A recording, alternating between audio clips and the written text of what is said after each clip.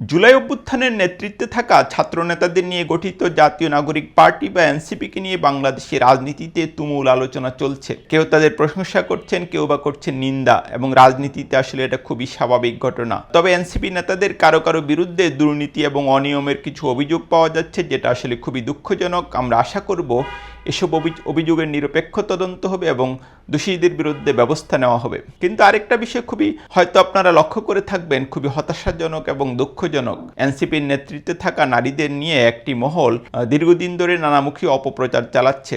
এই নারী নেতৃত্বের চরিত্র হননের জন্য সোশ্যাল মিডিয়াতে তারা নানা রকম মিথ্যা এবং আজগুবি তথ্য হাজির করছে। ডাক্তার তাসনিম জারার কথাই ধরুন না কেন, অক্সফোর্ড পড়ুয়া মেধাবী চিকিৎসক দেশে ফিরে রাজনীতিতে যুক্ত হন, এবং আমি যেটা জানি যে এনসিপিতে সংশ্লিষ্ট হওয়ার পর থেকে জুলাই আন্দোলনে আহতদের চিকিৎসায় তিনি নানা রকম কার্যক্রম গ্রহণ করেন। দেশের এক প্রান্ত থেকে অন্য প্রান্তে গিয়ে তিনি আহতদের ব্যাপারে নানা রকম খোঁজখবর নেন এবং বিষয়টি সমন্বয়ের চেষ্টা করেন। তার উপস্থিতি এনসিপির রাজনীতিতে এক ধরনের ইতিবাচক পরিবেশও তৈরি করে। কিন্তু যেটা দেখা যায়, শুরু থেকেই একটি মহল সোশ্যাল মিডিয়াতে তার বিরুদ্ধে নানা রকম মিথ্যা অপপ্রচার চালায়। বিশেষ করে তার চিকিৎসা সংক্রান্ত আগের বেশ কিছু ভিডিও থেকে নানা রকম অংশ কেটে তার বিরুদ্ধে প্রচারণা চালানো হতে থাকে, এবং যেটা আসলে তাকে মানসিক চাপ দেওয়া, তার উপর মানসিক চাপ তৈরি করার একটা প্রাণান্তকর চেষ্টা হিসেবে দেখা যায়। শুরুতে যেটা দেখা যায় যে পলাতক আওয়ামী লীগের নেতাকর্মীরা এই প্রচারণায় যুক্ত।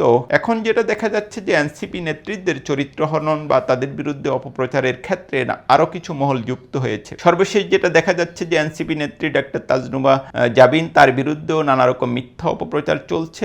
নানা রকম ফেক অডিও প্রচার করে তার চরিত্র হননের চেষ্টা করা হচ্ছে, নানা রকম ফেক ফটোকার্ড তৈরি করা হচ্ছে, এবং খুবই স্বাভাবিক এই বিষয়গুলিতে যারা নারীরা মানসিকভাবে ভেঙে পড়েন। আমরা যেটা দেখছি যে তাজনুবা জাবিন একাধিক ফেসবুক পোস্টে তার অবস্থান পরিষ্কার করেছেন, যে অডিওর কথা বলা হচ্ছে সেটিতে তার কণ্ঠ নয়, এটা একেবারেই স্পষ্ট। কিন্তু তারপরও যেটা দেখা যাচ্ছে তার বিরুদ্ধে ঘৃণ এবং এ ধরনের অপপ্রচার চালানো হচ্ছে এবং তাদেরকে চাপে রাখার চেষ্টা করা হচ্ছে। এটা আসলে খুবই দুঃখজনক এবং হতাশাজনক। আমরা যেটা জানি যে রাজনীতিতে নারী এবং মেধাবী তরুণদের অংশগ্রহণ নিয়ে দীর্ঘদিন ধরেই নানা রকম কথাবার্তা চলছে। কেন তারা আসেন না রাজনীতিতে, সেটা নিয়ে অনেকেই হতাশা ব্যক্ত করছিলেন। কিন্তু এখন যেটা দেখা যাচ্ছে যে রাজনীতিতে নারীর অংশগ্রহণ আসলে খুবই কঠিন, এবং যেটা দেখা যাচ্ছে যে তাদের বিরুদ্ধে মিথ্যা অপপ্রচার চালানো অনেকটা সহজ হয়ে পড়ছে।